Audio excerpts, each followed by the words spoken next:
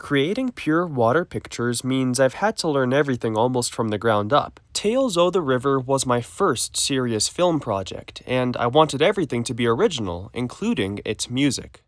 I knew that adding music to episode 1 could be as easy as hunting for free soundtracks on iMovie, but my goal was to depict a world with its own unique sound. So here is my music making journey from the ground up.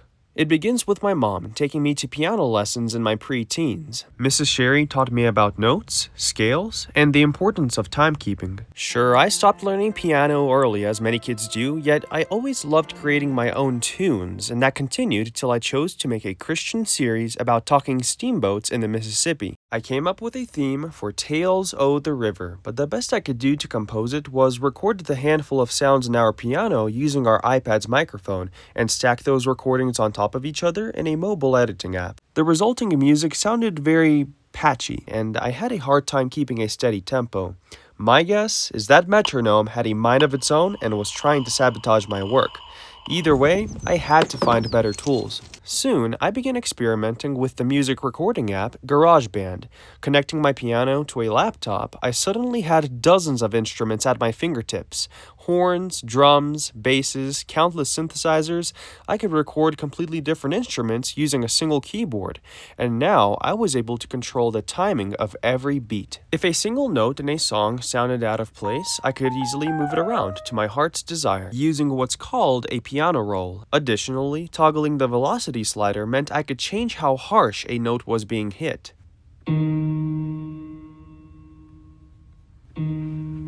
If the whole song sounded too slow or too fast, I would quickly adjust the tempo up here. Now, these are just a few ways to edit a song in GarageBand, but you get the gist of it. The app was free, and it had what I needed. However, there came a point where my parents gifted me a much more advanced program, Logic Pro, basically GarageBand's big brother. On the surface, it looks very similar, but there are so many more capabilities it comes with, like volume automation and... well, I must admit I have not tried most of the other special features, but I can say this. The Logic Pro app has an even bigger library of sounds, which I was excited to use. Most of the sounds I use live in the orchestra, which are the woodwinds, strings, brasses, and percussion. One of my favorite instruments, a woodwind, is the English horn. It's not a horn, nor is it English, but it's honestly one of the most sublime sounds in the orchestra. I made sure to use this one in the first episode, so listen carefully when the soundtrack comes out. With all my tools ready, here is a demonstration of how I compose music. First, I come up with a melody, in my head or while messing around the piano. As time passes, something sticks and I end up with a nice but basic tune.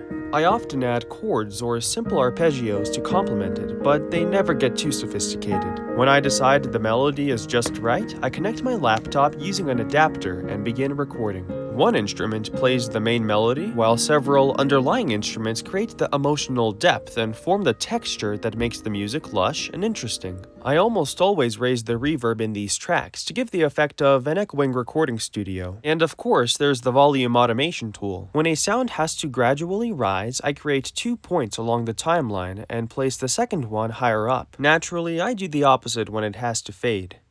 A single minute-long piece can take several days to finish, and revisions are happening all the time.